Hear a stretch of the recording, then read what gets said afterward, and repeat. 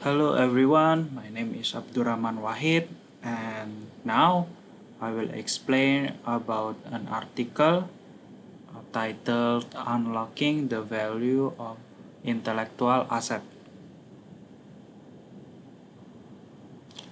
First, what is the article about? The article is written by Torres Alberto titled Unlocking the Value of Intellectual Asset. Published by the McKinsey Quarterly Autumn 1999. It's talking about intellectual asset that is in years past were never seen as a tradable asset and eventually unused or die with the investor or the patent holder. But eventually, in the upcoming years, there is a promising future on intellectual asset, and it is starting to being traded, and it can provide a financial gain from for the buyer and the seller. The summary of this article is first, intellectual asset, which is including patent, brand, trademark, and digital content are intangible assets that can be specified and protected and then traded. As the market for intellectual assets becomes fluid and transparent, an ever-broadening spectrum of industries and intellectual asset can be started to be evaluated for example, in 1977, for instance, Lucasfilm saw an opportunity to generate revenue from the marketing of toys based on the characteristic of its Star Wars movie.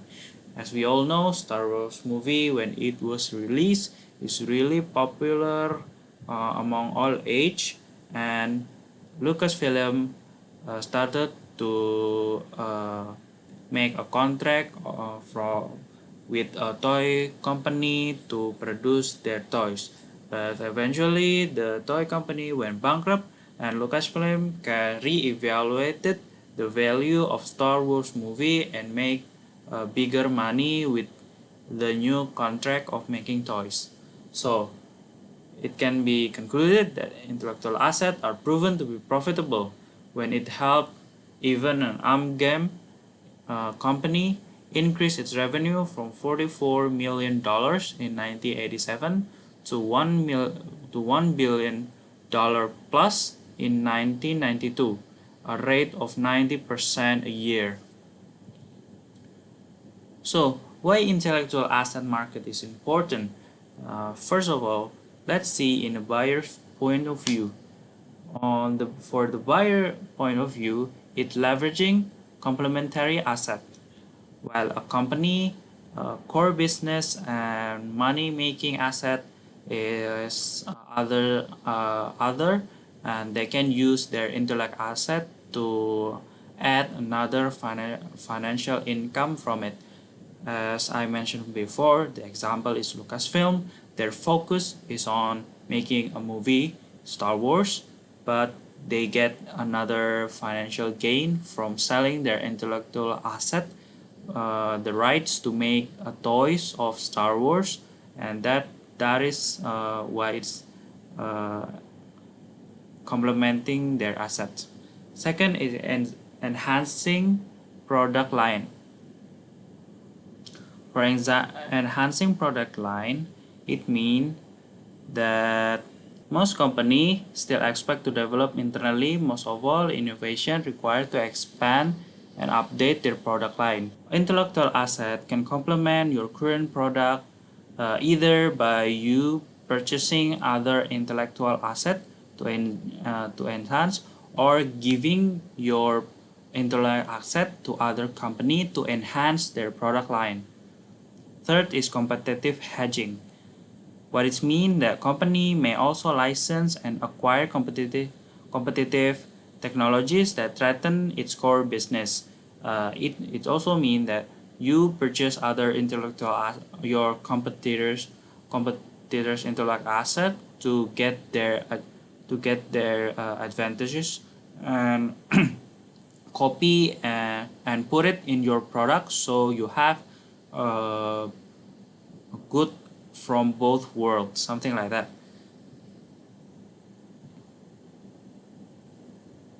Next, from the seller point of view, companies that can market intellectual asset competitively can try to extract their value by finding suitable partners, which means that when a company have an intellectual asset but they lack the capabilities of market it, sell it, and promote it, they can just sell the intellectual asset to others company that have their their uh, better way to sell your intellectual asset. When available intellectual asset can be used in its core business, it can often license the asset to others and gain royalty from it. As we all know, uh, a lot of restaurants starting to sell their license to around the world. For example, McDonald's in Indonesia, the whole this is PT Sosro. So that is part of the royalty. And lastly, a creative-based company that sells intellectual assets can finally be appreciated.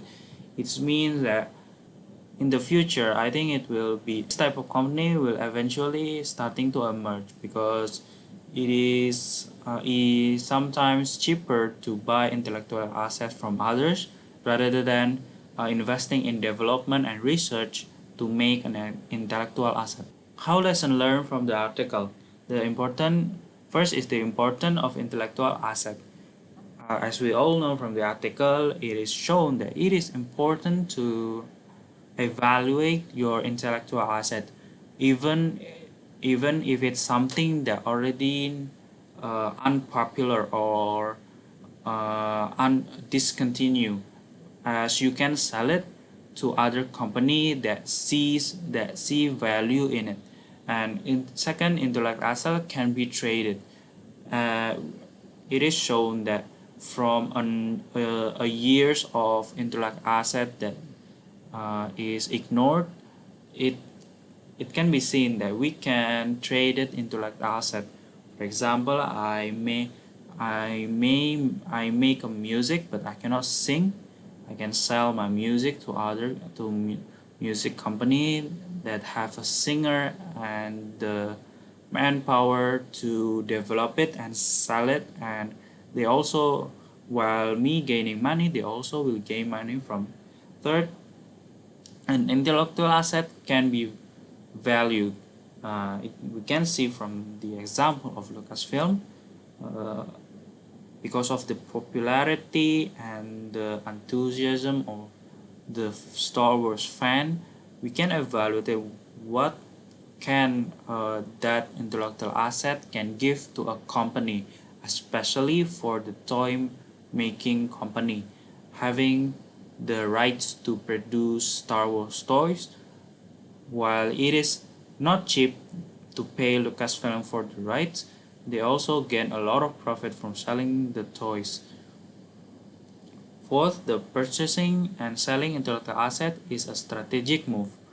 As I already mentioned before, purchasing purchasing an intellectual asset can enhance your current product, and also it can be another other side of income other than your product.